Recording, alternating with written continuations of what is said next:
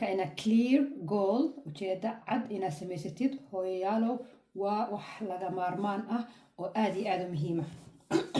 dadka intooda badan goals way haystaan hadaf way haystaan waxaan doonayaa inaan successful noqdo I want to make money I want to get fit waxaan doonayaa lacag dhalo ama lacag sameeyo I want to get fit waxaan rabaa inaan jirkayga fit ka dhigo oo I don't know how to say fit in Somali laakiin fit inaan ishagaajiyada jirkayga laakiin waxaasi waxaa la yidhahdaa Englishka waa goals vague ah ballaaran oo hawada iska marmarayaan uun maad sheegin saad successful u noqonaysid maad sheegin saad lacag u samaynaysid maad sheegin saad fit u noqonaysid tusaalaha ayna siinaya imika tusaalaha inta aanay siin markaad hadaf samaysanaysid ama goal ama ujeedo cad aad samaysanaysid 3 shay isweydii what exactly do I need maxaan u baahanahay when do I want it goormaan u baahanahay waxaan how will I know I have achieved it seven ogaanaya inaan gaadhay hadafkaygii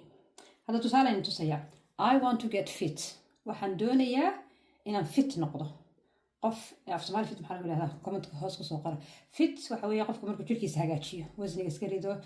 jimicsado jirkiisa hagaajiyo I want to get fit maaha markaas inaad wasniga iska ridid fit inaad noqoto qof caafimaad badan oo jimicsado ordo fiican I want to be fit baa tiri qof kasta wuu rabaa inuu fit noqdo qof kasta wuu rabaa inuu fit noqdo qof 100 kiilo hadda ku tahay fit martay noqdo ha qof 40 kiilo hadda tahay fit muddo noqdo fit waa qof kasta wuxuu doonayaa inuu noqdo laakiin you didn't specify maad caddayn seebaad fit u noqonaysaa laakiin haddaan idhaahdo imika intaan oran lahaa I want to be fit haddaan idhaahdo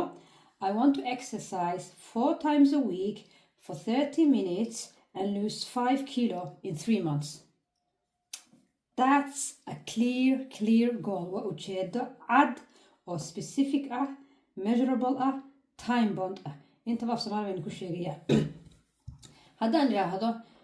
أنا waxaan doonayaa inaan fit noqdo jirkayga dhiso iyo haddaan idhaahdo waxaan rabaa anigu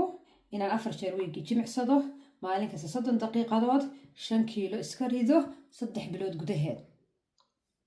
oo fiirsateen yani inuu ujeedo cad ayna wax madmadow ku jirin soo ma aragtiin